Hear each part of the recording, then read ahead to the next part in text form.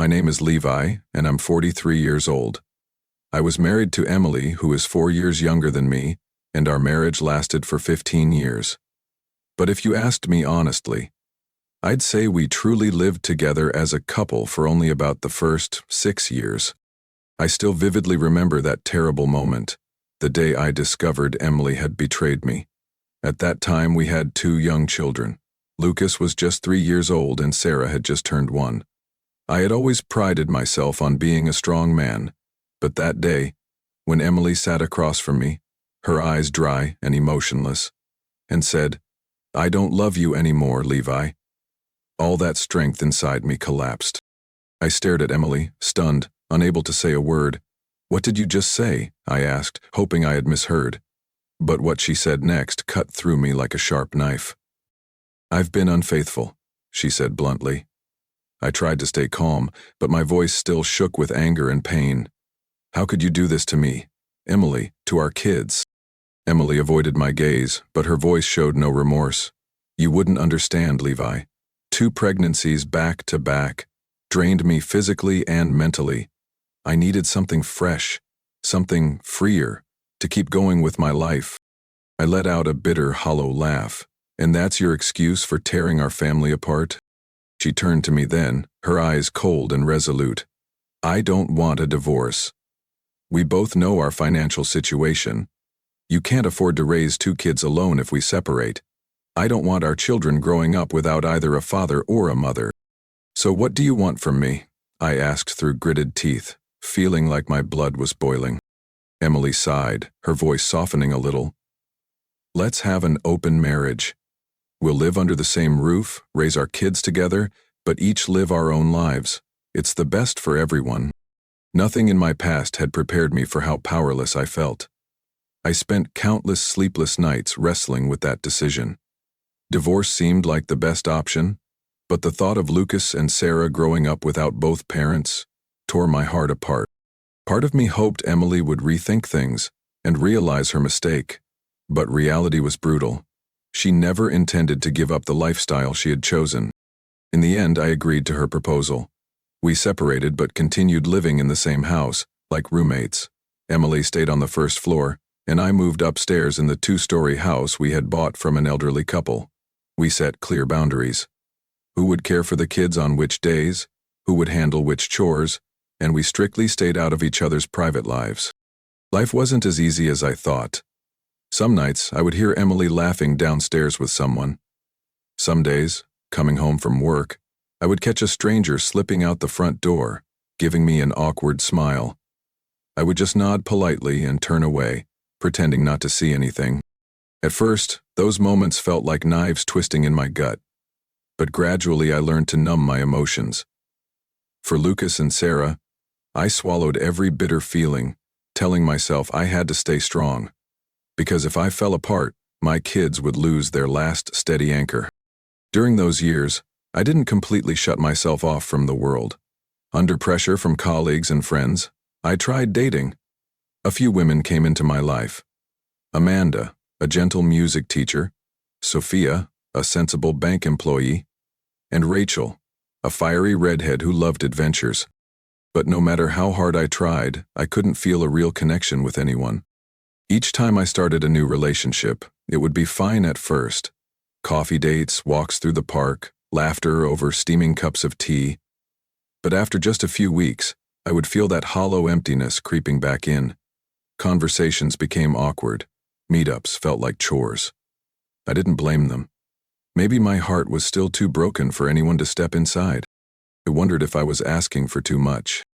But deep down, I knew I wasn't looking for a replacement for Emily.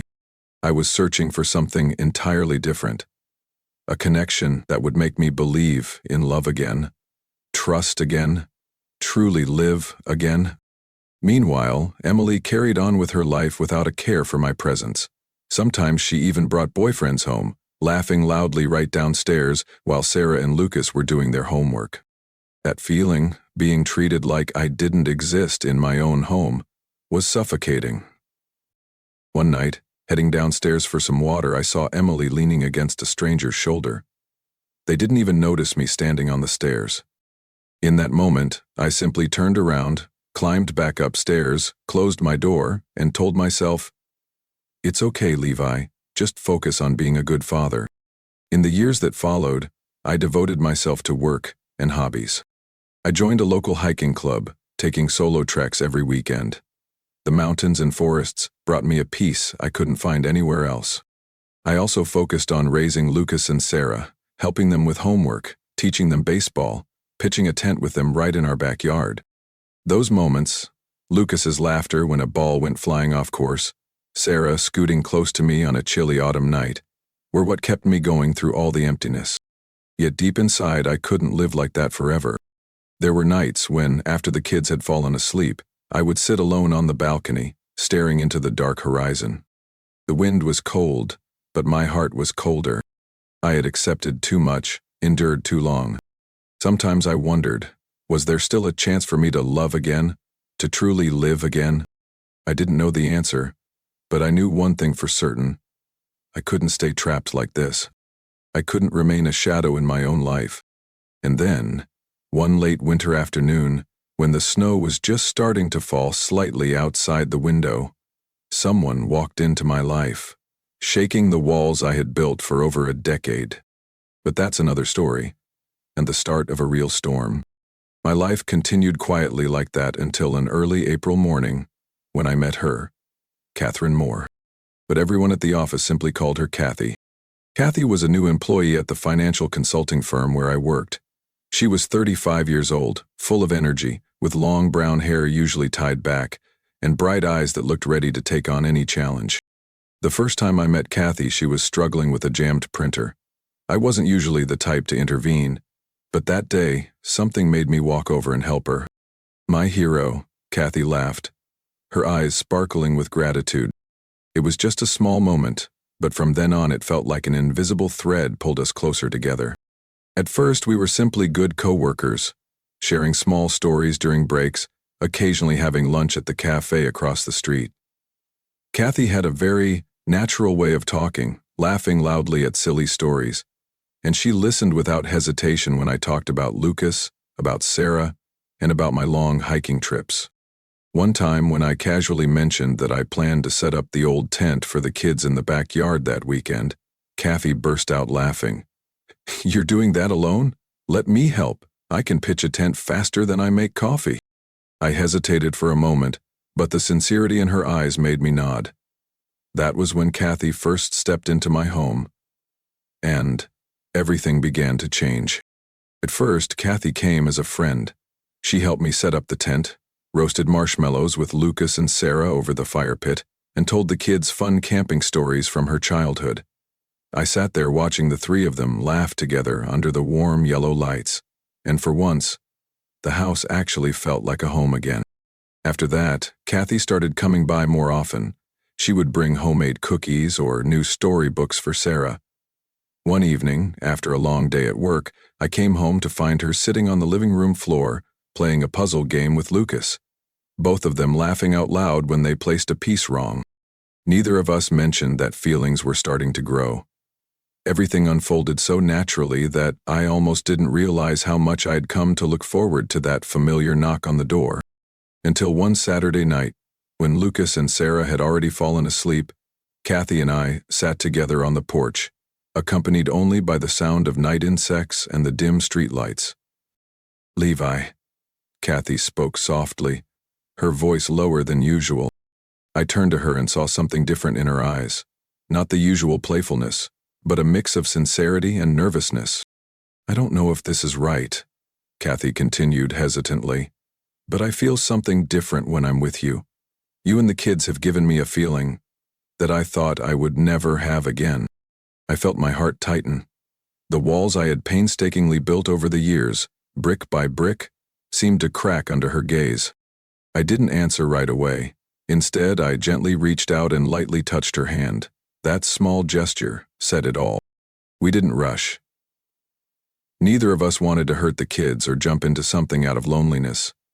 But after that night, Kathy became an irreplaceable part of my life. When Emily started to notice the change, things began to get complicated. But at that time, I had no idea of the storms looming ahead.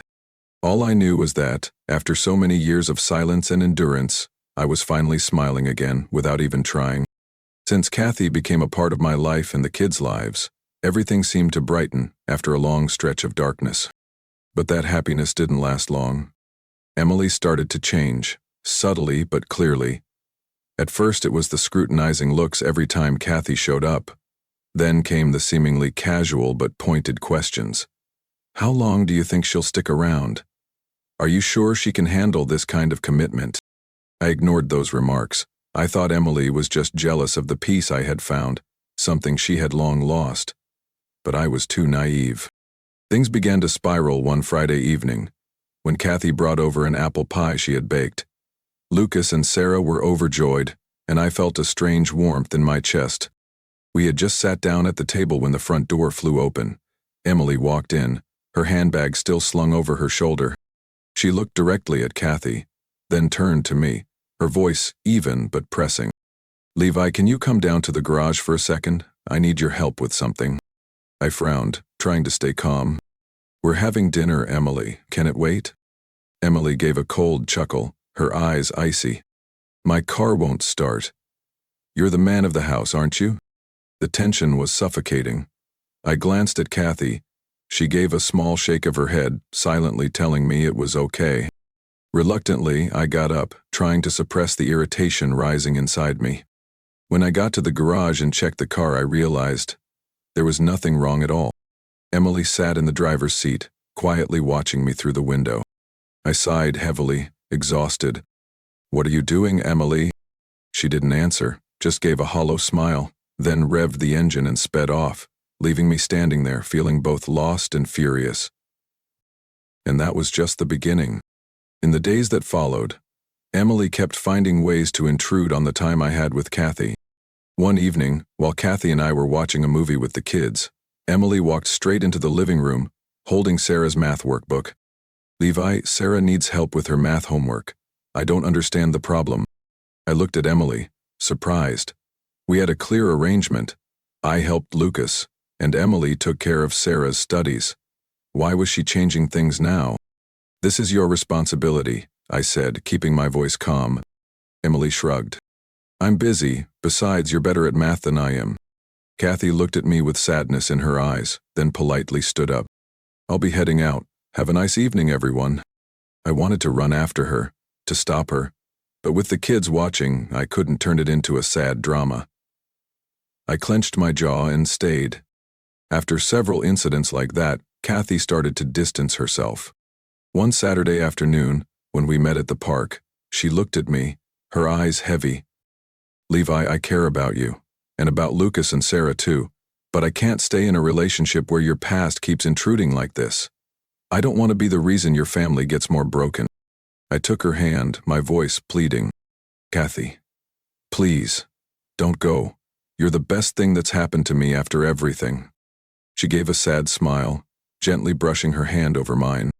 "I'm not leaving, but from now on, let's meet outside. I won't come to your house anymore, at least, not until you're truly free." I sat there on the park bench long after Kathy had left. The sunset bathed the sky in golden light, but my heart was heavy with gray. I knew Kathy wasn't angry with me. She was protecting herself from the kind of wounds Emily was trying to inflict. And I knew that if I let this situation continue, I would lose Kathy forever. A decision was forming in my heart, clearer and more urgent than ever. I had to choose. But I refused to surrender again. That night, after Lucas and Sarah had gone to bed, I sat waiting for Emily in the living room. The house was dimly lit by the soft glow of a single lamp, and the air was so heavy it felt like it could be cut with a knife. When Emily walked in, still dressed in her work clothes, I looked straight at her without beating around the bush. "We need to talk." Emily stopped, cautious. "About what?" I stood up, my voice calm but sharp. "If you keep interfering in my life, if you keep trying to sabotage my relationship with Kathy one more time, I will officially file for divorce." Emily widened her eyes, as if she couldn't believe what she had just heard. She let out a dry, bitter laugh that echoed through the silence. "Are you threatening me, Levi?" "No. I replied, not breaking eye contact. This isn't a threat. This is a fact. In that moment, I watched the confidence Emily always wore crumble. Her shoulders sagged, and confusion turned into fear in her eyes. She rushed forward, her voice shaking. Levi, please don't. I didn't mean to. I'm worried about the kids. I clenched my fists to stay calm. Worrying about the kids doesn't mean you get to ruin my happiness. Emily stood there in silence for a long time, then suddenly burst into tears. Real tears this time, not the ones she used to fake. I'm sorry, she sobbed. I didn't think you were serious about her. I thought it was just a fling. I shook my head, my heart cold. Kathy isn't just her. She's someone I love. Emily slumped into a chair, burying her face in her hands, crying uncontrollably. A small part of me felt a flicker of sympathy, but most of me just felt tired and empty. After almost 15 minutes, Emily lifted her head, her eyes red and swollen. I'll make it right, she whispered.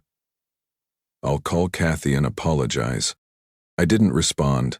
I just crossed my arms and stood there. I had heard promises like that from Emily too many times before, and they rarely came with real action. A few days later, Kathy told me about the call. Emily apologized, Kathy said, her voice even. She said she overstepped and shouldn't have interfered in your life. I held my breath, waiting. Kathy looked at me, her eyes softening, but her voice stayed firm. I accept her apology, but I'm not changing my decision. I'll still only meet you outside. I have to protect myself. I nodded. I couldn't blame Kathy. If I were in her shoes, I would have done the same. Still, Kathy's distance felt like a silent knife, slowly sinking into my heart every day. I missed the way her eyes lit up when she smiled. Missed seeing her read books with Lucas. Missed laughing together with Sarah on the old, worn-out couch. I realized I couldn't let this situation drag on any longer. I couldn't let Emily keep controlling my life. One late night, sitting alone on the balcony, staring up at the stars twinkling in the summer sky, I made a decision. I was going to get a divorce. Not out of anger, not out of revenge, but because I deserved a different life, a life where I didn't have to ask permission to be happy. And most importantly, because I wanted Lucas and Sarah to see that no matter how hard life gets, no one should ever accept injustice, just out of fear or obligation. The next morning, I woke up earlier than usual. As the first light of dawn crept through the window, I sat at the kitchen table, holding a stack of papers I had spent all night preparing. Divorce papers. I knew what I was about to do would upend the fragile life we had been clinging to, but I wasn't going to hesitate anymore. We had tried for the kids' sake for over a decade, an effort silent, heavy, and painful. But after everything, I realized Lucas and Sarah didn't need a hollow home. They needed parents who were truly happy, who were whole, and who loved themselves enough to lead by example. I couldn't keep sacrificing myself and then look in the mirror one day and not recognize the man staring back. By late morning, I sat across from Emily in the living room. She was scrolling through her phone, her face indifferent as always. I spoke up, my voice calm but firm. Emily, we need to end this. She looked up, frowning. And what? I placed the divorce papers on the table, pushing them gently toward her. I'm moving forward with the divorce. You can have the house and the SUV. I'll cover all of Lucas and Sarah's education costs until they finish college. This is what I've prepared for the settlement. Emily stared at the papers, her expression shifting from shock to horror. You're serious? She stammered. I've never been more serious, I replied, my voice as steady as if we were discussing a business deal. The room went dead silent. Only the ticking of the clock filled the heavy air.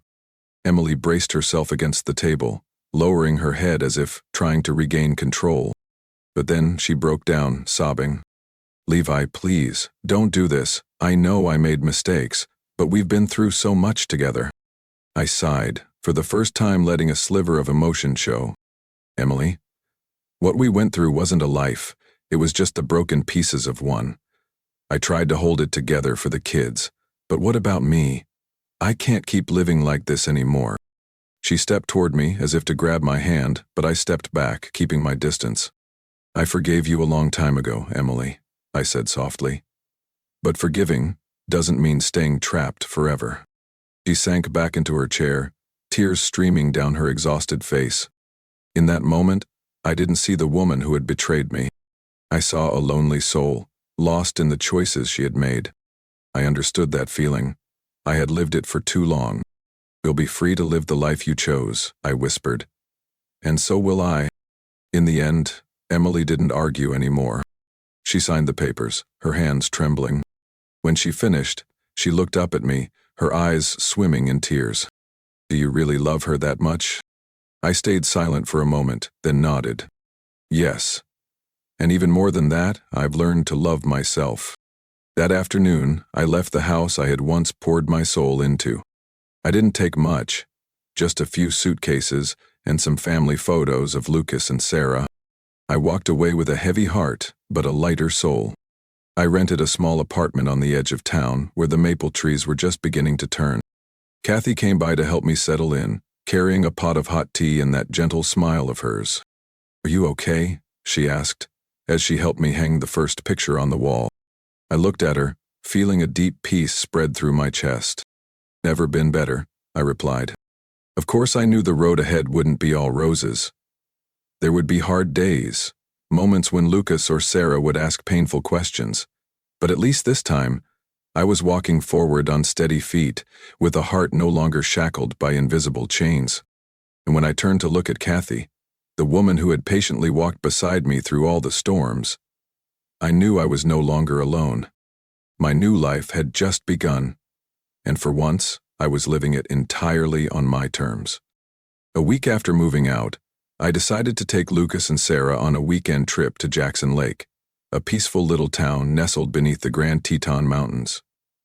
It was a trip I had promised them long ago, a way to start our new life, one filled with laughter, nature, and a bond untouched by past turmoil. Kathy didn't come with us. She understood that this was time I needed to spend fully with my kids. Before we left, Kathy smiled and gave me a long hug on the porch. "Enjoy every moment, Levi. You deserve to make beautiful memories." I didn't know then that while we laughed under the soft mountain sunlight, back home, a quiet storm was brewing. When we returned home on Sunday afternoon, I found Kathy waiting at the door. She wore a simple blue dress, her hair neatly tied back, holding 2 cups of coffee. But the moment I looked into her eyes, I knew something was wrong. We waited until Lucas and Sarah went inside before Kathy pulled me aside into the yard, her voice low. "Levi, I need to talk to you." I nodded, feeling a sinking sensation. "What is it?" Kathy pressed her lips together, clearly choosing her words carefully. "While you were away, Emily came to see me." Just hearing Emily's name made my whole body tense. "She came to the bookstore on Saturday," Kathy continued. "At first, she cried a lot. She said you were just having fun with me, that I was just a temporary fix for you until you went back to your old family." I clenched my fists, anger rising in my chest. But Kathy raised her hand, signaling me to stay calm. "I know Emily was trying to manipulate me, Levi," she said, her gaze steady. I didn't believe a word she said. I told her that if you saw me as just a fling, you wouldn't have left everything safe and familiar behind for someone like me. I looked at Kathy, overwhelmed with gratitude. "What did you do after that?" I asked. Kathy sighed. "I just said one thing. If Levi wants me out of his life, he'll be the one to say it, not you." Then I asked her to leave the store.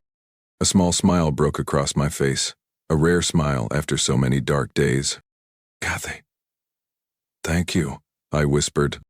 She took my hand, her touch gentle but firm.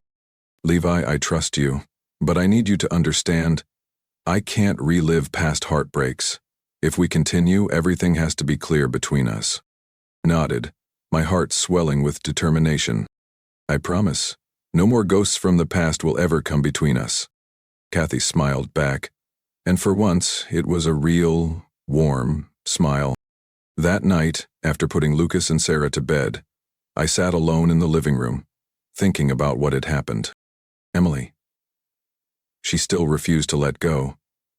Even though there was nothing left between us but divorce papers waiting to be finalized. I knew her actions weren't about love. They were about control. Maybe all along, Emily had assumed I would always be there, a safety net she could fall back on whenever she wanted.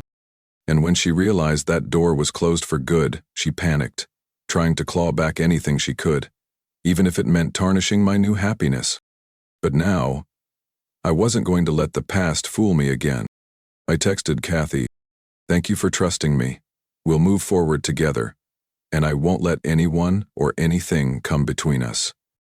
Just seconds later, Kathy replied, "I believe in us, Levi."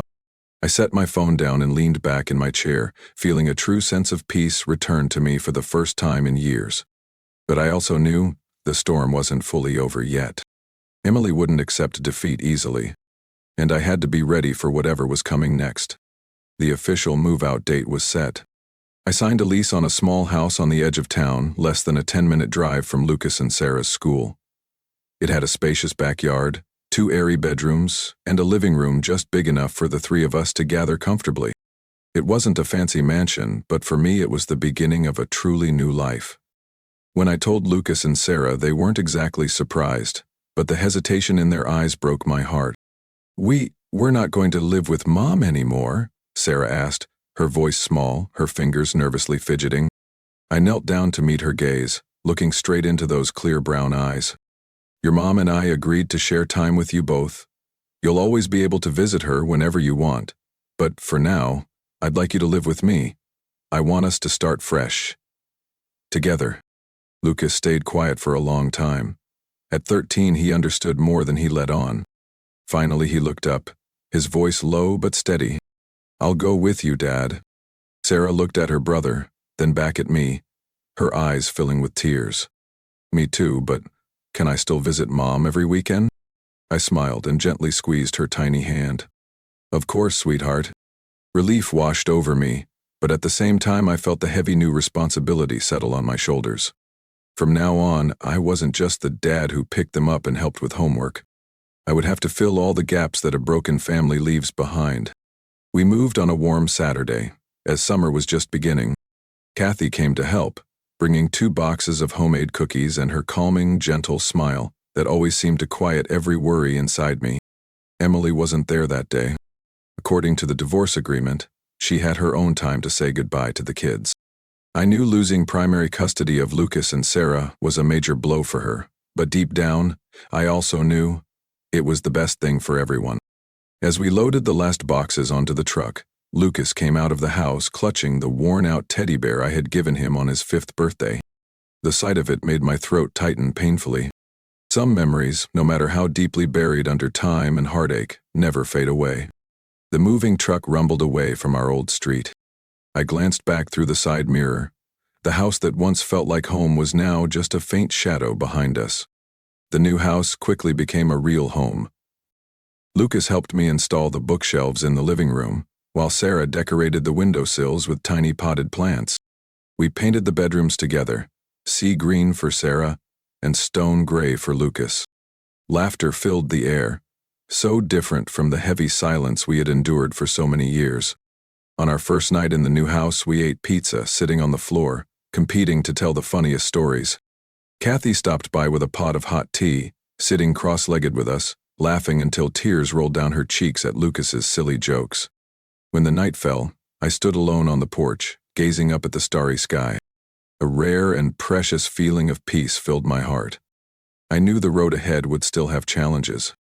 There would be days when the kids missed their mom, days when they would ask questions I wasn't sure how to answer.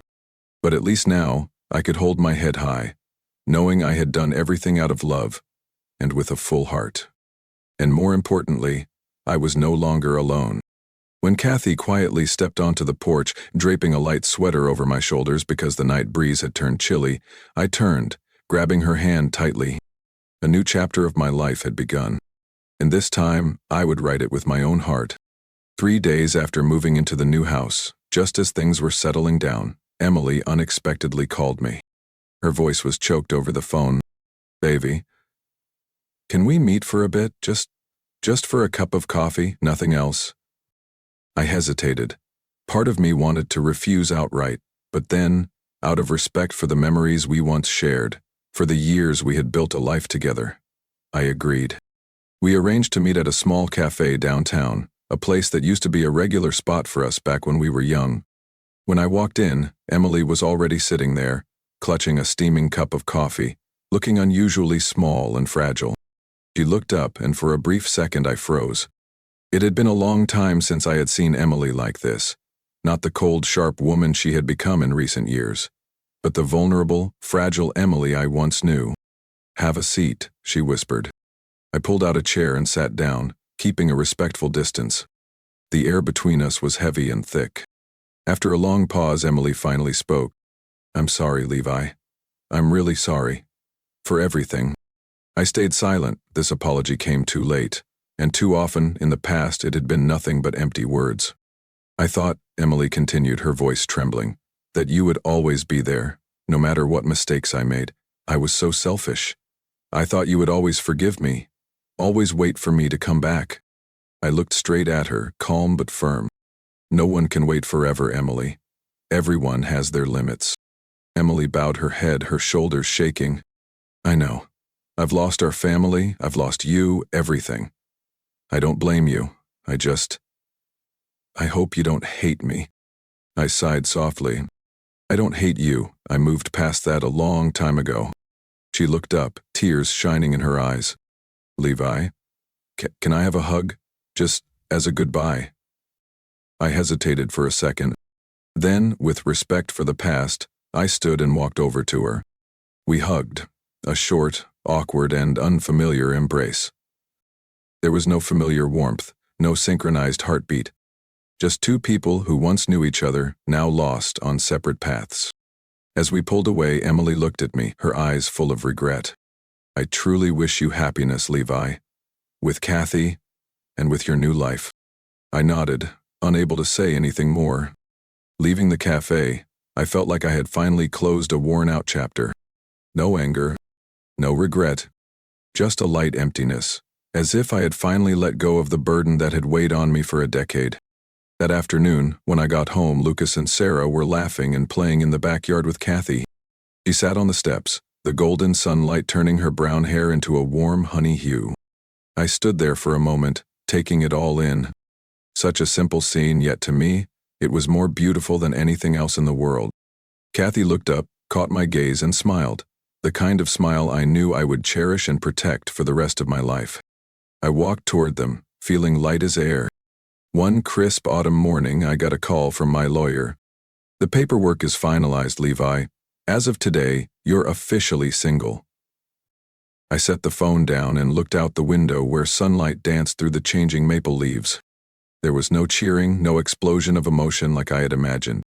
Just a sense of lightness, as if I had finally untied the invisible rope that had bound me for so long.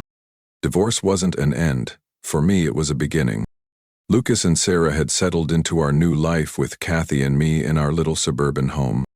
At first, I worried they might feel lost adjusting to the new environment. But Kathy skillfully turned those first days into unforgettable memories.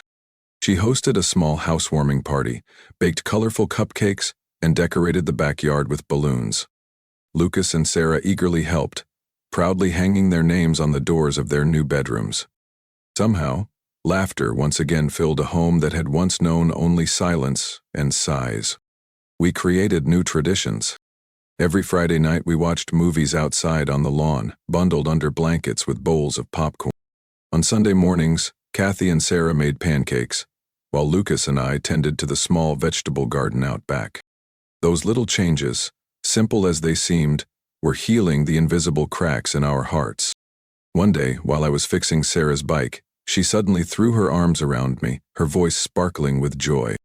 "I love our new life, Daddy." I gently hugged her back, feeling like, in a long time, the world was complete. As for Emily, she kept her promise. She no longer interfered in our lives. The kids still visited her every weekend, and I encouraged it. No matter what had happened between Emily and me, she was still their mother. And they deserved to love both parents without guilt. We kept our communication minimal and civil, strictly about pickup times, school events, and the kids' activities. No more blame, no more hurt. I realized that freeing myself also freed Emily. We both had to grow up from our mistakes. One evening, as Kathy and I were cleaning up the living room after a movie night with the kids, she paused and looked at me. "Levi," she said softly, "do you think we're moving too fast?" I set the stack of plates down and walked toward her. "What are you worried about?" Kathy glanced down, a little unsure. "I'm afraid I'm not enough. I'm afraid I'll never truly replace the role of a real mother for the kids." I took her hands in mine, squeezing gently. "Kathy, you don't have to replace anyone. You just need to be yourself, and believe me, the kids love you for exactly that." Tears welled up in her eyes, and in that moment I understood. Love isn't grand promises. It's patience.